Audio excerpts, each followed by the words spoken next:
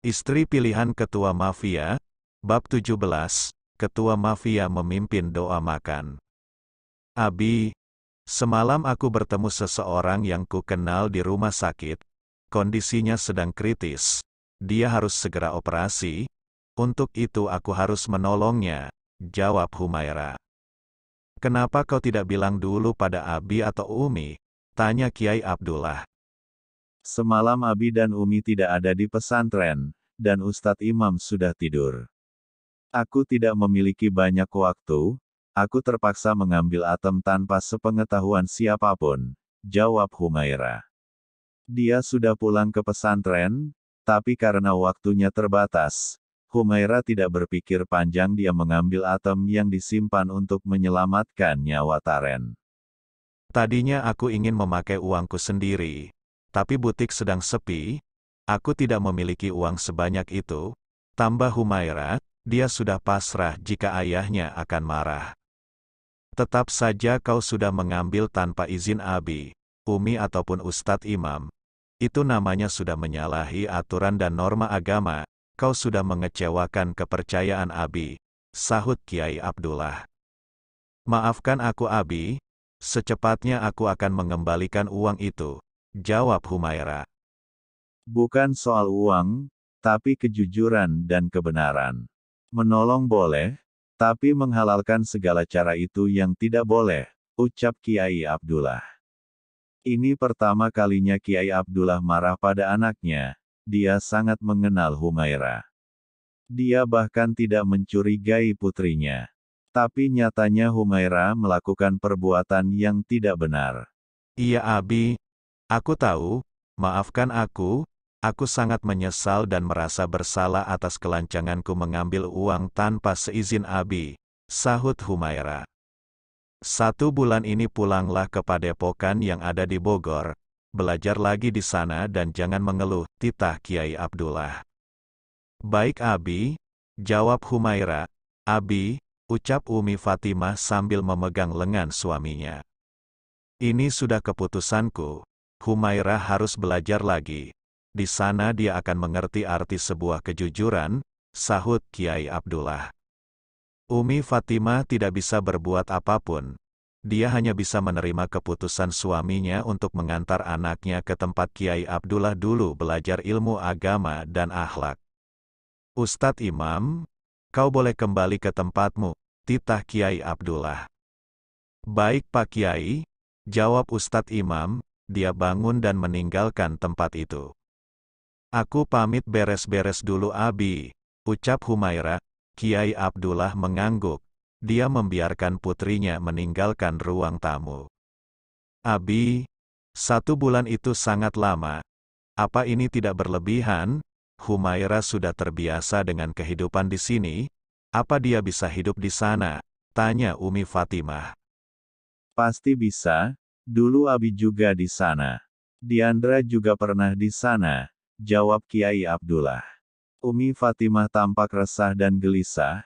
Humaira putri semata wayangnya, dia takut putrinya tidak bisa menyesuaikan kehidupan yang ada di sana. Assalamualaikum, sapa Diandra dan Max. Waalaikumsalam, sahut Kiai Abdullah dan Umi Fatimah. Diandra dan Max masuk ke dalam. Kiai Abdullah dan Umi Fatimah terkejut melihat penampilan Max yang mengenakan baju koko dan peci. Alhamdulillah, tampannya menantu Abi, ucap Kiai Abdullah. Iya, Umi sampai pangling, tambah Umi Fatimah. Terima kasih Pak Kiai, Bu Kiai, sahut Max, padahal dia benar-benar malu harus mengenakan baju koko dan peci. Diandra mencolek Max dan tersenyum padanya. Sayang, Abi dan Umi bilang suamiku tampan, bisik Diandra. Max hanya diam dan mengikuti apa yang diinginkan istrinya. Mari nak, kita sarapan bersama, ajak Umi Fatimah. Iya Umi, jawab Diandra. Max hanya diam. Tapi Diandra tidak puas kalau sang mafia tidak menjawab, dia pun meraba bokongnya. Hei, ucap Max. Jawab, sahut Diandra. Iya Umi, jawab Max pada ajakan Umi Fatimah sambil tersenyum tipis. Mereka semua pindah ke ruang makan, di sana makanan sudah tersaji di atas meja. Diandra duduk bersama Max, satu baris yang sama. Sedangkan Kiai Abdullah di kursi tengah sendirian. Umi Fatimah berada di kursi yang ada di seberang Diandra dan Max. Sebelum makan mari kita berdoa bersama, ucap Kiai Abdullah. Semua orang mengangguk. Nak Max tolong pimpinan doanya, pinta Kiai Abdullah. Apa? Max terkejut. Diandra langsung meraba paha Max dengan lembut, membuat sang mafia merinding, panas dingin dengan sentuhan lembut tangan Diandra. Iya Pak Kiai, jawab Max. Istriku ini selalu menyerangku dengan manis. Batin Max, dia tidak bisa mengatakan tidak. Mau tak mau Max memimpin doa makan. Diandra tersenyum, dia senang melihat dan mendengar suara merdu suaminya saat memimpin doa makan.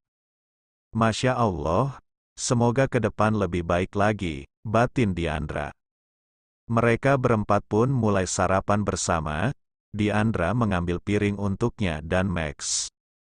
Abi, Humaira kemana? Tanya Diandra. Ada di kamarnya, jawab Kiai Abdullah. Kenapa Humaira tidak sarapan dengan kita? Tanya Diandra. Kiai Abdullah terdiam, seperti menyimpan sesuatu. Humaira sedang beres-beres, pagi ini dia akan pergi ke Bogor, jawab Umi Fatimah. Diandra langsung diam tanpa bertanya lebih lanjut, sudah paham apa yang sedang terjadi. Abi mau ayam goreng? Tanya Diandra, berusaha mencairkan suasana. Boleh nak, jawab Kiai Abdullah. Diandra mengambil satu potong ayam dan memberikan ayam itu pada Kiai Abdullah dan meletakkan ayam di piringnya. Sayang, kau mau apa? Tanya Diandra. Aku mau kamu tanggung jawab. Bisik Max. Nanti kita selesaikan urusan kita berdua. Sahut Diandra pelan. Kemudian dia mengambil lauk pauk, nasi dan sayuran untuk Max. Sayurannya kenapa sebanyak ini? Tanya Max. Supaya otakmu cerdas dan matamu sehat, jadi kau akan terus ingat istrimu dan hanya memandangku saja, jawab Diandra. Max mendengus kesal, mau tak mau makan sayuran padahal dia tidak menyukainya. Diandra, aku ingin sambal, ucap Max. Diandra mengangguk. Dia menambahkan sambal di piring suaminya. Kau mau air minum? Tanya Diandra. Max mengangguk. Diandra mengambilkan air minum untuknya. Melayani Max selama dia makan. Tak ada satupun yang absen. Membuat Max merasa dihargai sebagai suami. Dia yang tadinya berpikir memperbudak Diandra justru merasa tidak bisa tanpa dilayani wanita cantik itu. Setelah makan Diandra masuk ke kamar Humaira. Wanita bercadar itu sudah merapikan barang bawaannya. Tidak ada barang mewah ataupun barang berharga yang dibawa. Bahkan handphone pun ditinggal. Kau akan pergi? Tanya Diandra. Iya kak. Aku sudah melakukan kesalahan, jawab Humaira. Di sana kau akan melakukan apapun sendiri. Kau siap? Tanya Diandra. Iya, jawab Humaira. Diandra menarik nafas panjangnya dan menghampiri adik angkatnya. Kau tidak mengatakan sesuatu pada seseorang yang akan kau tinggalkan? Tanya Diandra. Humaira terdiam, dia teringat Taren. Selama 1 bulan ini dia akan pergi tanpa kabar. Aku rasa tidak perlu. Aku boleh minta tolong kak? Tanya Humaira. Apa? Tanya Diandra. Ada seseorang dirawat di rumah sakit. Dia tidak memiliki sanak saudara. Dia juga tidak memiliki apapun lagi. Nanti saat dia pulang dari rumah sakit tolong bayarkan sisa tunggakannya kak. Aku yang menggantinya, jawab Humaira. Dia tidak bisa menemuinya untuk sementara waktu karena Humaira akan menjalani hukumannya. Iya, aku melakukan apa yang kau mau, sahut Diandra. Terima kasih kak, ucap Humaira. Diandra mengangguk. Di ruangan yang berbeda Kiai Abdullah sedang berbicara dengan imam di ruangan kerjanya. "Imam, tolong cari tahu siapa yang sudah ditolong Humaira," ucap Kiai Abdullah. "Iya Pak Kiai," jawab imam. "Putriku sampai menyembunyikan semua ini. Pasti karena dia mengenal orang itu," ujar Kiai Abdullah. Imam mengangguk, "Aku tidak ingin putriku salah mengenal orang. Dia sangat polos. Berbeda dengan Diandra, siapa saja bisa memanfaatkannya," ucap Kiai Abdullah. "Iya Pak Kiai," jawab imam. Max mendengarkan percakapan Kiai Abdullah dan imam di balik jendela ruangan itu. "Siapa yang dibicarakan Kiai Abdullah dan imam?" batin Max. "Kau sedang apa di situ?" Suara terdengar dari belakang Max. Sang mafia langsung membalikkan badannya. Dia menatap ke arah laki-laki di depannya, laki-laki yang pernah bertemu dengan Max sebelumnya. "Arman, kupikir siapa?" ujar Max. Arman terkejut.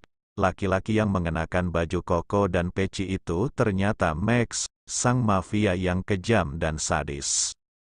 "Ampun bos, aku tidak bermaksud lancang padamu," jawab Arman. Nyalinya langsung ciut saat dia melihat Max.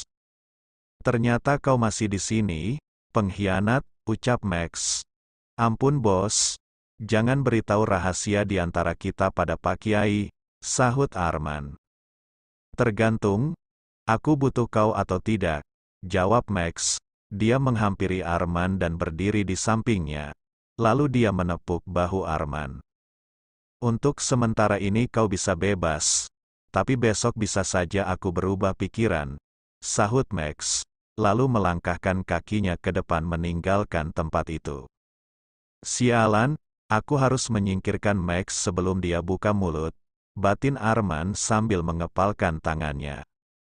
Diandra tersenyum di dalam ruangan yang tak jauh dari tempat Arman berada. "Sepertinya akan ada yang memburu dan diburu," gumam Diandra. Dia tersenyum menatap Arman dari kaca ruangan itu. Singkat cerita, imam pergi ke rumah sakit di mana Taren berada. Begitupun Max yang membuntutinya dari belakang. Imam mendapatkan informasi dari supir yang mengantar Humaira ke rumah sakit itu. Max membuntuti imam, dia sengaja mengenakan baju yang berbeda. Menutup kepalanya dengan cipus jaketnya dan mengenakan masker. Dia penasaran siapa yang dirawat di tempat itu.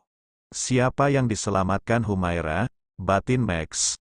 Dia menduga orang yang diselamatkan Humaira itu Taren, adik angkatnya yang sampai saat ini belum ada kabarnya.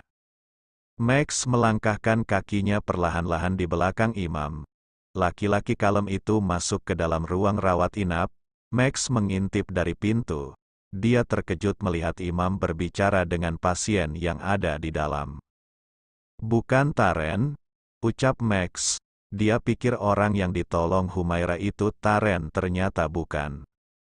Max mendengarkan perbincangan imam dan orang itu. "Semalam ustazah memang menolongku. Beliau yang membayarkan biaya operasiku."